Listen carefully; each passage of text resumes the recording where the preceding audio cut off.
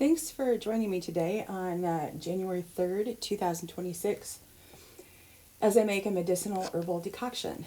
I do this a few times a week and strain it and store it in the fridge, or then I use the liquid to do a long herbal infusion with more delicate plant leaves and flowers. So I'll give you some information about helpful constituents that are extracted with water and show you some frequently referenced resources at the end. Now, decoction is the method that you use when you have hard plant materials like roots, bark, or berries.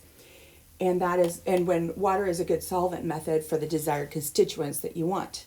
The long, slow method helps to break down plant cell walls in the tough material. Now, my goal for this formulation is support for long COVID, specifically the thick, sticky postnasal drip. I'm including in general like heart, gut, and liver tonics, and a little bit to support menopause. So I'm showing some of the herbs that I'm adding, but I don't think I included the burdock, which goes in equal parts, or licorice, which is just a pinch. Now, licorice root is called the great harmonizer and is often included in herbal formulations. So today I'm extracting glycosides from hawthorn berries for cardiotonic effects. Hawthorn is excellent to support the heart while aging, and in general, it's good for most cardiovascular disease. Glycosides are derivatives of terpenoids. Now, you've probably heard terpenes or terpenoids, and terpenoids are highly polar, meaning they are more water soluble than terpenes. So that's how we're getting these out. Danshen is being added, and it's a super rich source of tanchinones.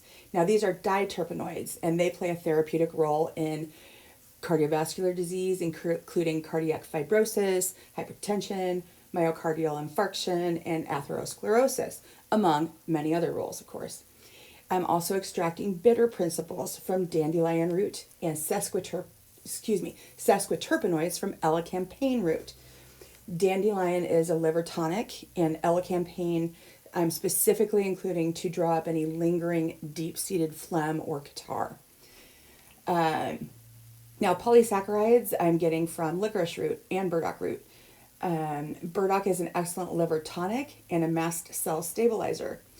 Licorice is a strong mucosal anti-inflammatory and can be used for respiratory inflammation and much more. Flavonoids, I'm going with hawthorn again. And as an example of using the whole plant in both the decoction and infusion stage, I use berries here. I'll infuse leaf and flower later. I'm also including kudzu root, just a few square little pieces of the root. It contains isoflavones and is indicated for venous problems, high blood pressure, atherosclerosis, among many other benefits. We know COVID is a vascular disease. We want to be taking care of our epithelials. And I'm also getting saponins from the licorice root. And licorice also has triterpenes and flavonoids, to name just a few, and is used in so many traditional Chinese medicine formulations. It's known as the great harmonizer. If I did not say that earlier, the great harmonizer. We love licorice. I'm also getting some tannins from black cohosh root and polyphenols. It also contains triterpenes, glycosides, salicylic acid, and has some bitter principles.